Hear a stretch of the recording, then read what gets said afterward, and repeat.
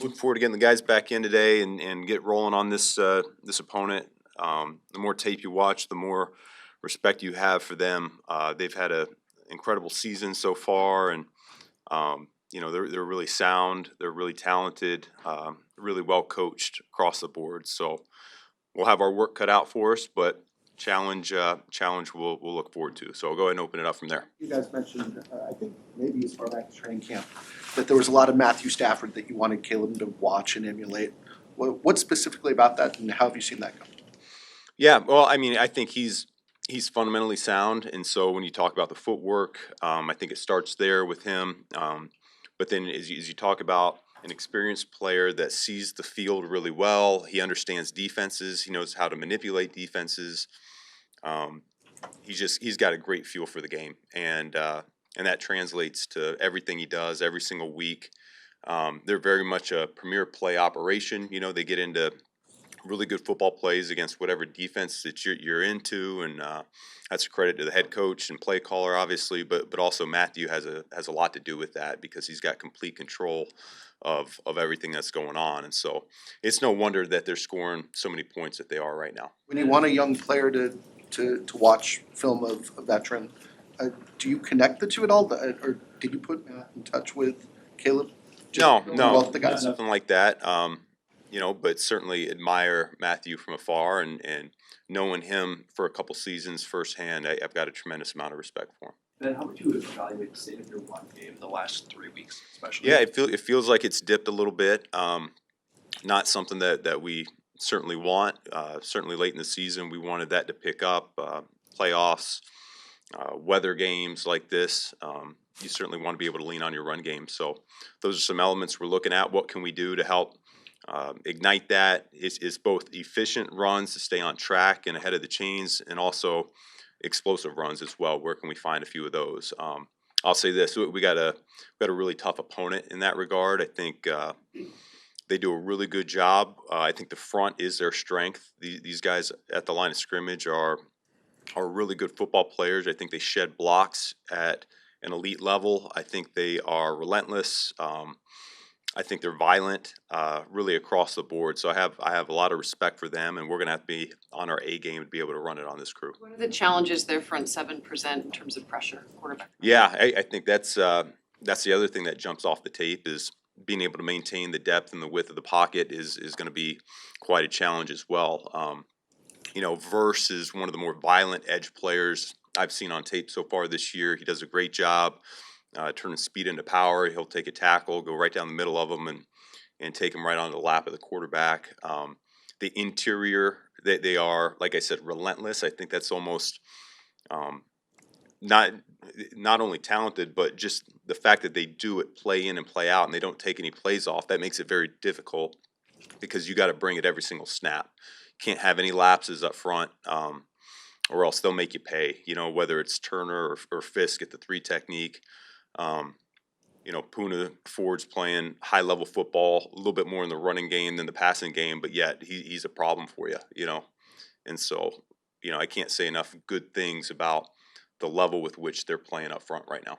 Then Sean McVay was talking about what he studied from your offense. What have you studied from him? What have you gleaned from his offense? Well, yeah, I think my history has been obviously with Jared Goff, and Jared started with Sean, and so there was a lot of comfort that Jared had from his time with Sean that we looked to, accentuate there in Detroit, and so that was one of the pillars of our playbook were some of those concepts from LA, and also augmenting it with some of the stuff that I had been around, that Coach Campbell had been around, and the rest of the offensive staff, and so it's a marriage of a bunch of stuff like that. But yeah, I've watched a ton of LA tape over the years, obviously when Jared was there, and then that's continued since Matthew's been there as well. And ahead of the draft a couple of years ago, did you have any interaction with or do much homework on Nua? No, he was. I wasn't coaching receivers at the time, and so it wasn't on my radar. When you see what he's become, how do you describe what makes him such a pro?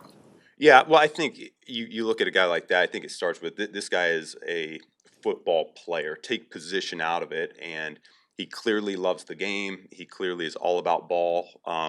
He reminds me a lot of St. Brown, another guy that I felt very similar about, because he's not just excellent at catching the football and route running, but he does everything. He's willing to put his nose in there and get his hands dirty in the running game. The versatility with which he has. He's in the box, inserting through the B and C gaps, not only to block, but to run routes. Physical player, tough player, and you can tell a really dependable player as well. Stafford's numbers against the blitz are pretty good this year. How do you sort of pick your spots? Yeah, I think his numbers versus everything's pretty good this year. He's playing at MVP level, and I think that's going to be our challenge, right? We gotta have guys step up here this week, both up front and on the back end, to make things as difficult as we possibly can for them. And so whether that's bring pressure, whether that's play coverage, and depend on our front four to get after them, it's one of those things where it's going to take everybody. It's going to take our defense playing good football for 60 minutes, and it's going to take our offense being able to keep up with an offense of this caliber as well. Is there anything you take away? They got into a shootout last week, or at least like a late game rally where they had to fight off the Panthers. I know you guys have done this now 7 different times this season. Is there any parallels between how they've had to win some of these tight games, or anything that you use as far as game planning, like to what you guys have done too? Yeah, I don't know about that necessarily. I think we're more focused on ourselves in terms of, we don't want to put ourselves in a hole against a team like this, like we've done a number of times this year. I think we need to, we talk about playing a complete game on offense. Like, this is the week that needs to happen for us to be able to beat this team. When you gave Montez the game ball, you said you just kind of felt him in the game. Going back and watching the film, what did you like about what he was able to do? Yeah, well, I think he's a guy that we count on, and I know the sack numbers is what everybody looks at when it comes to edge rushers, and he's at double digits. He's played really good football in that regard, but as I've told him, as the years gone along, for me, it's not just the sacks, it's also the pressures and the quarterback hits. And so when you're watching from the sideline and you're feeling him affecting the quarterback a different type of way, I do think that's really important. So he stepped up. I felt like that since the bye week. He's playing really good in the running game. That gets overlooked.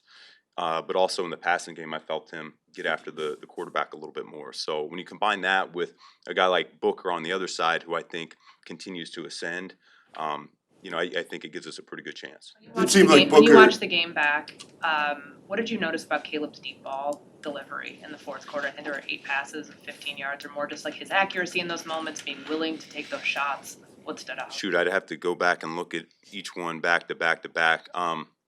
Yeah, I know he hit a number of those that explosive plays there in the fourth quarter, which we needed. We were struggling to move the ball and score points through those 3 quarters, and so that last quarter, like I said a couple days ago, we broke through that dam and we're able to find a way to get some touchdowns there at the end. And if we don't have the defense getting us the ball back as quickly as they did, combined with Caleb making some of those throws, I don't know that we closed the deficit like we did. And it seems like there's been some random shotgun snap issues lately. Have you been able to pinpoint exactly why that happens? Do sometimes centers, go through a slump or something like that, just in terms of the accuracy of the snap? Yeah, well, it's something that I think every team has to work through, and so you're hopeful at this time of year that you feel pretty good about the consistency of that. But yeah, a couple of those popped up. Nothing that I'm going to lose sleep over, though. I got a lot of confidence in Drew and Caleb both being able to get that connection right. Ben, you guys have had a lot of these emotional wins. Did you sense anything different from the group because it happened in the playoffs? And for a lot of them, that was a first. Yeah, well, I think they've handled it really well, and I think we're going to do a good job here shifting the focus, starting our work week just like we've been doing each and every week. And that's really what it comes down to, is you can't let a win or a loss linger for too long. And that's our job as coaches, to make sure we have the right mindset going into the week. And I keep saying it every week, it feels like, but our veteran leadership, they're phenomenal. I don't know if I've been around it quite at this level before. Just week in and week out, that they have a good pulse for the locker room, and their message is going to be really what our team needs to hear. The topic of veteran leadership, how have you felt, Grady, this year and even recently in that regard? Yeah, well, I think he is wired the way we want our entire team wired. I felt that from his first press conference here, all the way up until now. And you know, we hit that little hiatus, if you will, early in the season where he's working through his injury, and so his impact probably isn't quite as pronounced as it was in the off season or where it is now. Like I feel it. These young players are coming along, they're developing. And I think his playoff experience and really these big games that he's been a part of throughout his career, I do think that translates and really hits home with a lot of our guys. And what's it like coaching Caleb in big moments, and what have you learned about his poise? Yeah, there's not a whole lot you need to say to him on the sideline. You know, we just make sure we're on the same page in terms of what the situation is and what we need to accomplish and how quickly we need to accomplish it. But beyond that, he doesn't. It's not like he needs a pep talk or a rah rah or anything like that. He's ready to go, and been saying it all along. He rises to the occasion time and time again. It's really impressive to see a young player like this be so clutch.